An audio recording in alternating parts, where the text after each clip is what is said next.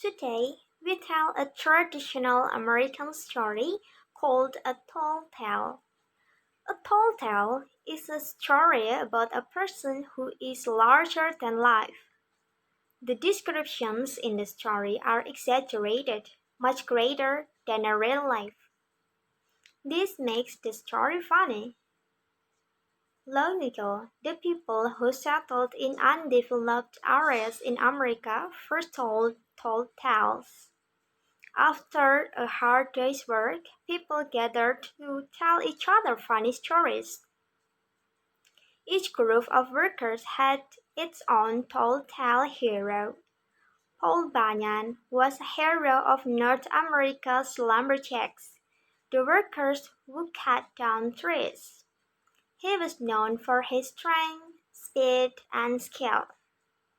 Tradition says he cleared forests from the northeastern United States to the Pacific Ocean.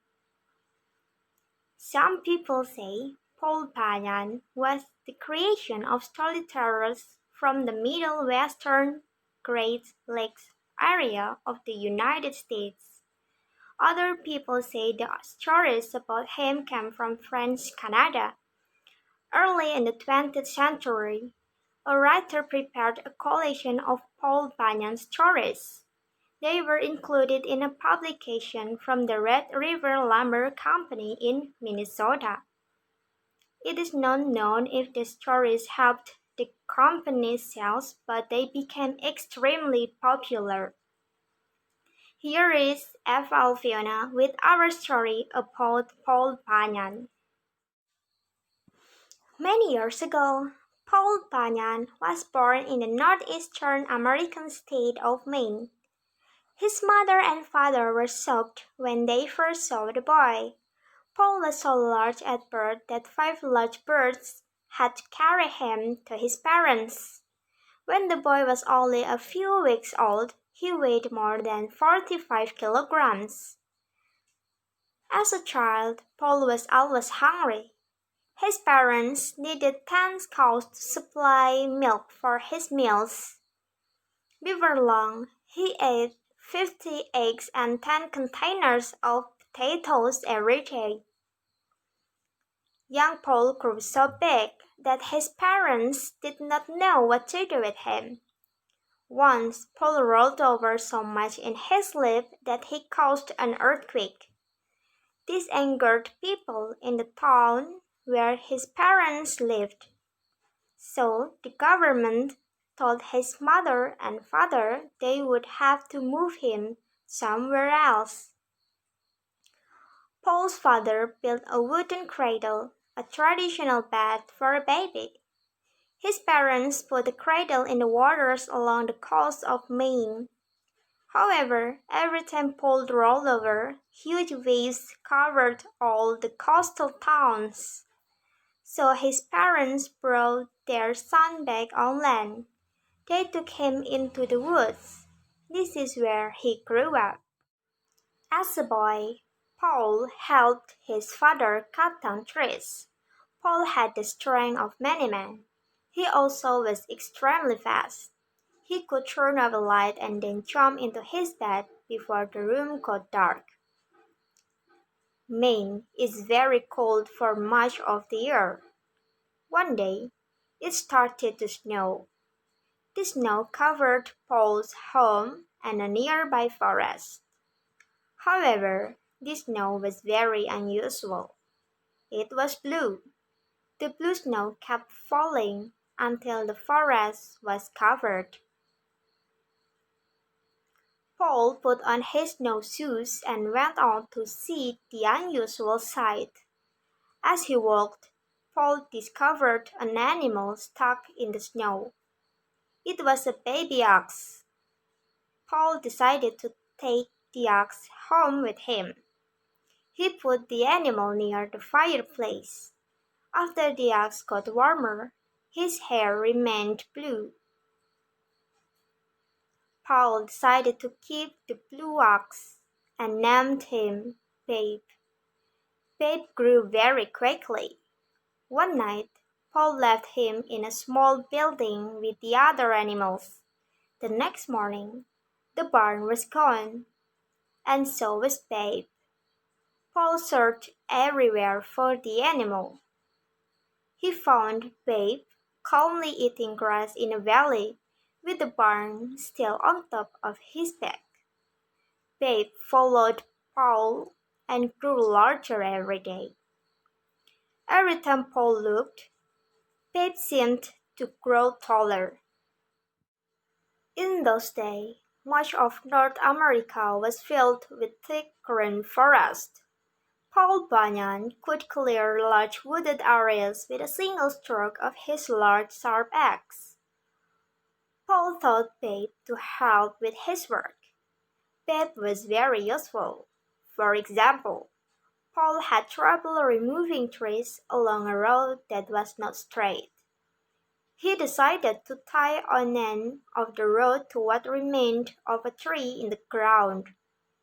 Paul tied the other end to Babe. Babe dug his feet in the ground and pulled with all his strength until the road became straight. In time, Paul and Babe the Blue Ox left Maine and moved west to look for work in other forests. Along the way, Paul dug out the Great Lakes to provide drinking water for Babe. They settled in a camp near the Onion River in the state of Minnesota. Paul's camp was the largest in the country. The camp was so large that a man had to have 1 week's supply of food when walking from one side of the camp to the other. Paul decided to get other lumberjacks to help with the work. His work crew became known as the 7 Axemen. Each man was more than 2 meters tall and weighed more than 160 kilograms. All of the Axemen were named Elmer. That way, they all came running whenever Paul called them. The man who cooked for the group was named Sourdough Sam. He made everything, except coffee, from sourdough, a substance used in making sourdough bread. Every Sunday, Paul and his crew ate hot cakes. Each hot cake was so large that it took 5 men to eat one.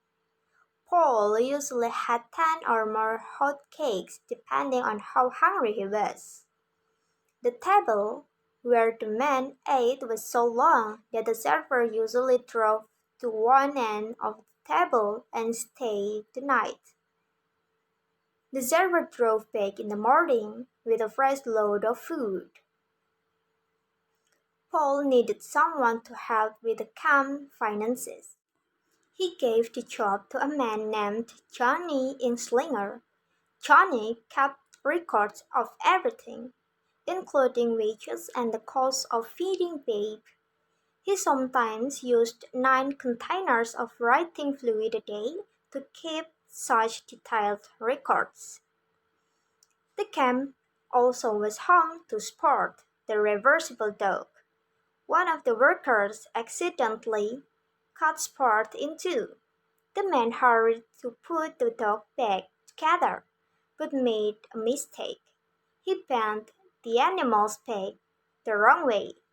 However, that was not a problem for Sport. He learned to run on his front legs until he was tired. Then he turned the other way and ran on his back legs. Big mosquitoes were a problem at the camp. The men attacked the insects with their axes and long sticks. Before long, the men put barriers around their living space. Then, Paul ordered them to get big bees to destroy the mosquitoes. But the bees married the mosquitoes and the problem got worse.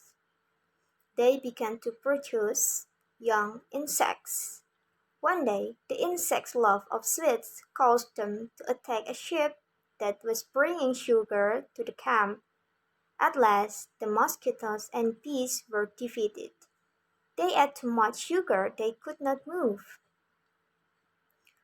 Paul always gave Babe the blue ox a 35-kilogram piece of sugar when he was good, but sometimes Babe liked to play tricks.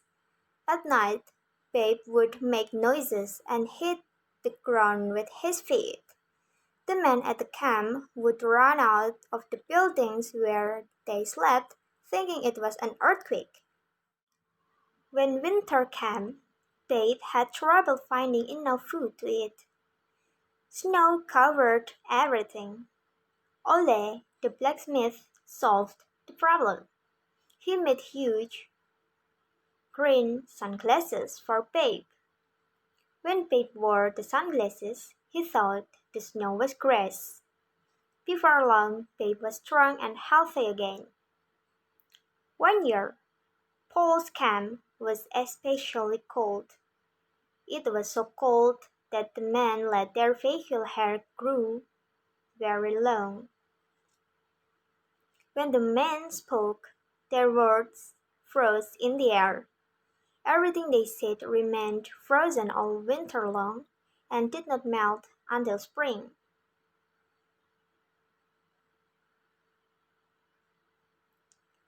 Paul Bunyan and Babe left their mark on many areas.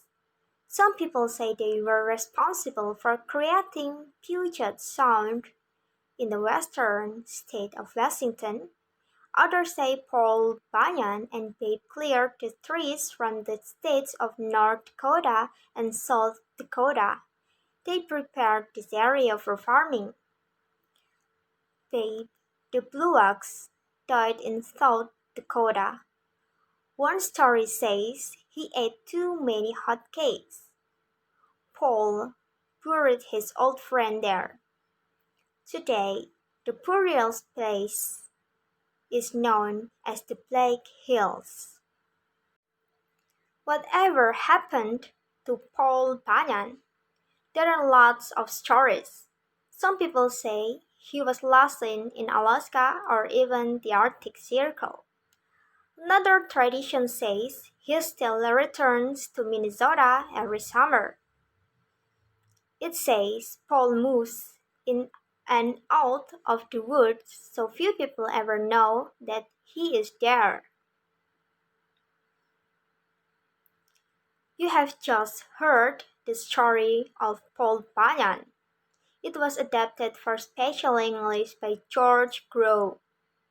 Your narrator was Eva Fiona.